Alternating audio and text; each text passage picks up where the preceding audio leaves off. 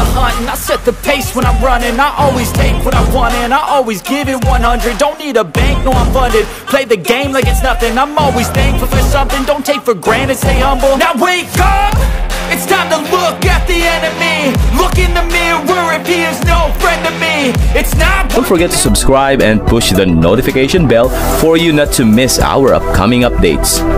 Now let's get started. Bab 2975. Bam.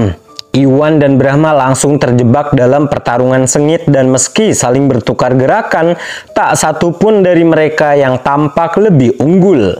Setelah beberapa saat, Brahma mengetahui bahwa Iwan kemungkinan besar berada dalam kondisi tahap puncak yang munah dan juga memiliki harta kuat untuk melindungi dirinya. Ini berarti kekuatannya menyaingi Brahma dan mengalahkannya tidaklah mudah. Untungnya, harta karun hanya bisa digunakan 3 kali dalam kondisi normal. Selain itu, Brahma sendiri hanya berjarak 1 langkah lagi untuk mencapai tahap alam semisain, yang berarti bahwa ia sudah lebih kuat daripada Iwan.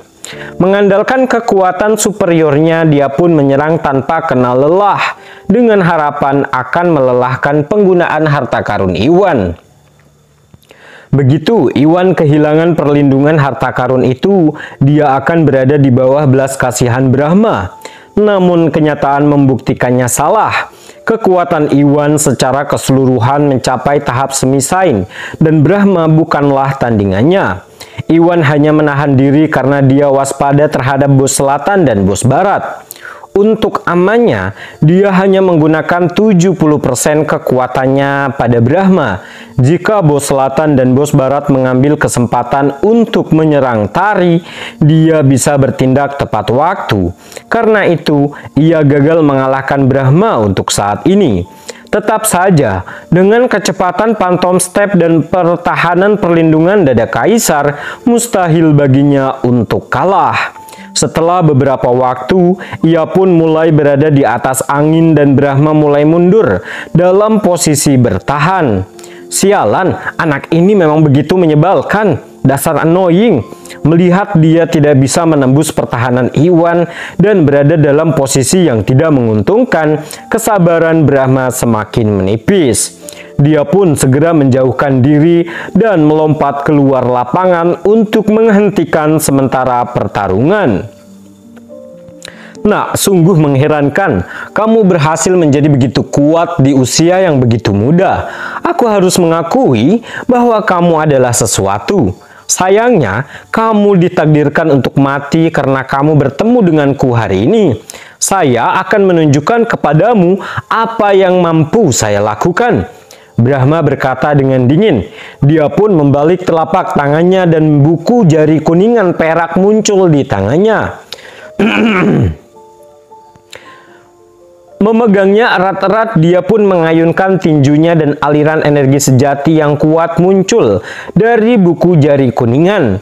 Kekuatan itu melonjak dan menyerbu Iwan dalam sekejap mata. Hah, tahap semisain? Iwan pun terkejut. Karena dia memiliki pelindung dada kaisar, dia cukup familiar dengan harta karun. Ketika Brahma melancarkan serangan yang begitu kuat, dia dapat langsung menebak bahwa buku-buku jari kuningan itu kemungkinan besar adalah harta karun di tahap semisain dan kekuatannya mendekati tahap sain. Hal ini benar-benar mengejutkannya dan dia menyadari bahwa dia telah meremehkan Brahma. Betapa kuatnya! Oh tidak, semuanya menghindar. Agus, Levi, dan yang lainnya juga kaget. Serangan Brahma sangatlah kuat dan memiliki jangkauan yang luas. Bukan hanya Iwan yang berada dalam jangkauannya, tetapi juga orang-orang di belakangnya. Untungnya, serangan ini tidak sekuat kekuatan energi potensial ranah pedang yang dimiliki Iwan di masa lalu, dan yang lainnya berdiri cukup jauh. Oleh karena itu, mereka semua berhasil menghindari serangan tersebut dengan cukup mudah. Tentu saja Iwan tidak seberuntung itu dan tidak punya tempat untuk bersembunyi. Pada akhirnya, dia dengan tegas menerima pukulan tersebut dengan pelindung dada dan memaksimalkan energi spiritualnya untuk melindungi seluruh tubuhnya. Dengan pelindung energi spiritualnya, dia pun bersiap menghadapi dampak.